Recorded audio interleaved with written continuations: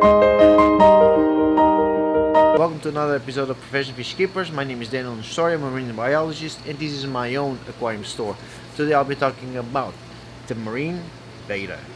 Marine betta scientific name is Caloplesiops altivalis. You can find them all the way from the Red Sea, East Africa, Mozambique, Tonga, Line Islands.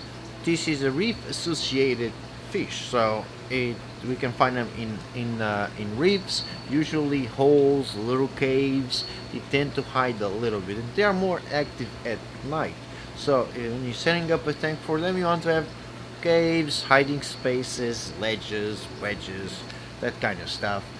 It will not go so much for the bright light, so it will tend to be more around the rock work.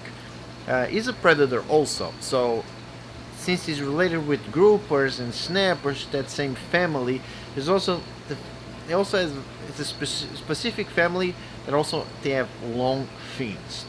You can find them in depths of about 9 feet, that would be 3 meters, or 150 feet, which is about 50 meters. Max size of this guy is about 8 inches, so that's about 20 centimeters, and they can live in the wild. It has been found to be 9 years, but in captivity in aquarium conditions they will live longer because they're not submitted to the stresses of the wildlife, predation, diseases. Tank size, I will recommend something 55 gallons and up. A lot of rock work, ledges, hedges, holes, little caves. They are more active at night, they are noctivorous, so they will tend to stay away from bright light, but as they get conditioned and used to your aquarium, they will be coming out more and more. Initially, they're much more quiet. They tend to hide a little bit more and be on areas of your tank that are a little bit darker. So, they are predators regarding their food. They're predators. They're related with groupers, snappers.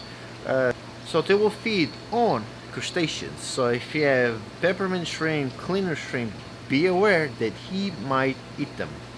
So especially at the beginning, because he still has the predatory instincts, they have a little ritual where small fish will get eaten also. If it fits his mouth, it will be, if a fish is about 1 inch or so, or 3 centimeters, sorry, most likely he will eat them.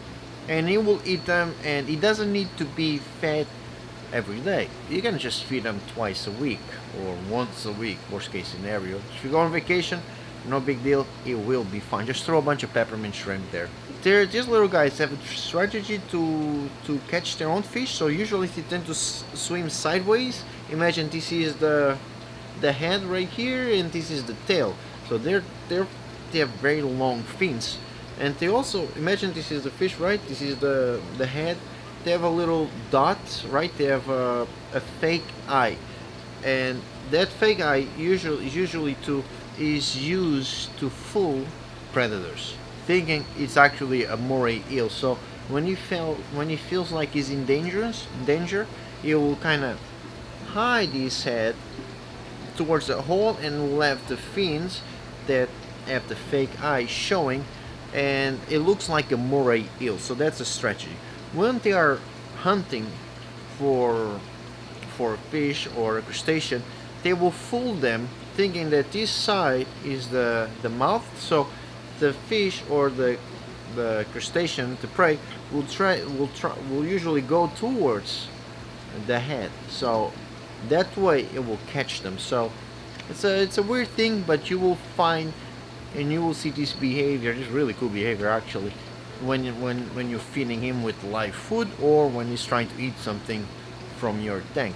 So try to keep him with bigger fish. The other thing that is very important is not like the fastest fish to go after the food. So if you're thinking of keeping a predator tank with marine betta, I won't really do. The problem is you get triggers, you get lionfish, groupers, snappers. Those things are fast and ferocious. So it will be very hard for this guy that is kind of slower to get his own food. So keep him with bigger fish, but not aggressive fish.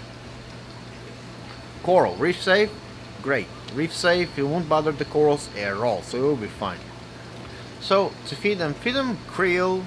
You know, you have to start weaning him from live to frozen. So give him krill, frozen silver sides, ghost shrimp, freshwater ghost shrimp. And if you want to really play it safe, make sure you always have something to eat, at least at the beginning when you got them. Peppermint shrimp will do the job also.